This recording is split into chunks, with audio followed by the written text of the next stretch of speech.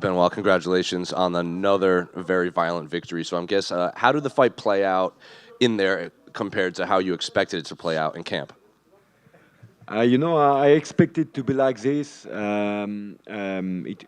was gonna go forward, try to catch me with some heavy shots, and I worked. But my style is to be aggressive, so I just chased him, and we worked a lot on distance management, and I wanted to test his ground, but because I have seen he's good wrestler, but I have seen there is a lot of gap on the ground. So I was not afraid to go on my back to try to sweep him. It works the first time very fast. So the second time I was like, oh, why should I defend the takedown? Let's go. And I tried the sweep again. He felt in danger. He got up. And after the scramble, because I already kicked him a lot with low kicks and body kicks, I knew the heart rate is gonna be a bit high, the hands a bit down, and let's go for high reward with high kick, and it worked perfectly. Oh, well, perfect explanation right there. I am curious though. Like Matt said, that a lot of his knockouts have been with his back to the fence. Lately, you got him going back. So, is that opening? You did see that in camp, that with that head kick with his hands down. Um, Not really, but usually when I land just I don't need to land a lot of body kicks and low kicks to have the hands of the guys going a bit down. And we just had a scramble, and I feel like okay, he doesn't want the scramble anymore with me because he feels a little bit in danger. I feel it in the posture and in the way he tried to go up. It was not his game plan, and I feel it, and yeah, I explode. If you are not a complete fighter, you are gonna leave a lot more openings. So I took the opening. And you said eventually you want that BMF title, and then you want that lightweight title. I'm curious, how many fights away do you think you are, and before you get that fight? To be honest, I don't care. I'm gonna fight everybody they give me, but I would like really to make a big main event in France. So we can have two UFC Paris, one UFC in Provence and one UFC in Paris, maybe Bordeaux. It's not far from my hometown, and it's a big city. It will be sold out right away. I can ensure you that. And yeah, a guy like Dustin Poirier or Gamrot, it's unfortunate for him, but he got a victory because the guy got injured with a Fiziev with a low kick or a body kick. So I'm asking for him again. Or Dustin Poirier, he just lost. He's ranked. He has to fight a guy behind him because he's on a lose. I know he's a big name, but I'm gonna be an even bigger name if I'm working like that. And I'm working with discipline, with my team, my family. Everybody is pushing me. I feel like all the country is pushing me to be more in a performance mood and to be good.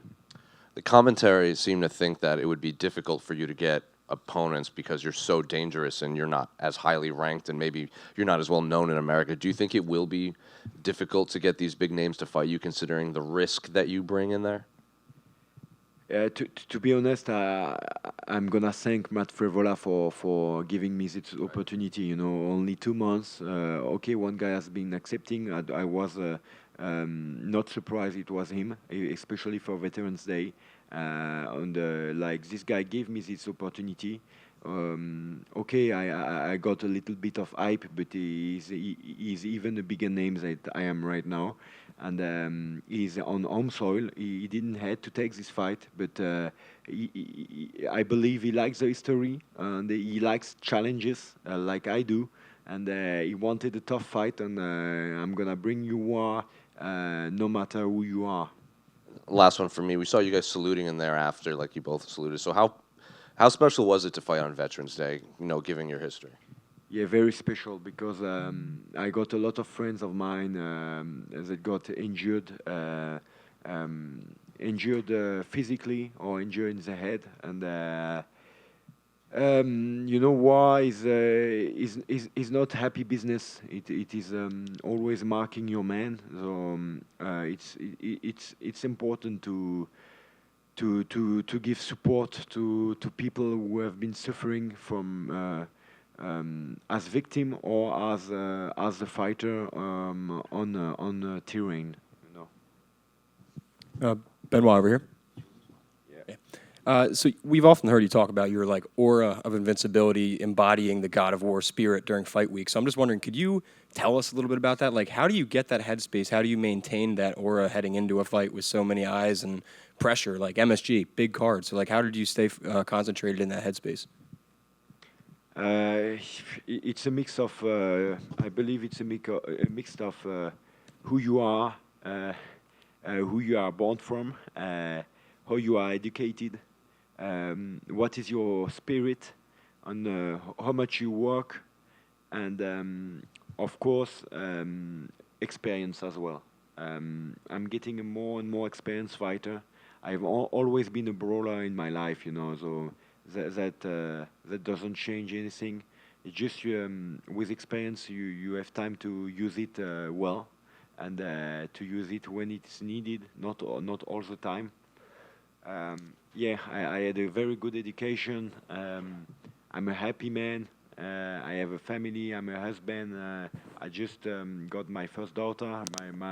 My staff, my friends, and my wife have all sacrificed themselves to accord me to have a good fight camp. So I'm in due to a lot of people. I have to do a good job because there are such a lot of people that are giving me love and support. So I cannot miss. Uh, it's uh, it's already written. And then last one for me. Did you get a chance to watch the co-main event? If you did, reaction on Tom winning? Yeah, I mean, jab to the body and straight to the head, it always work. Joshua, I had a big knockout like that. Anthony Joshua in boxing not a long time ago. Uh, he got rocked just before, and he came back. It's heavyweight, you know. Heavyweight, it goes very fast. Benoît, félicitations pour la performance.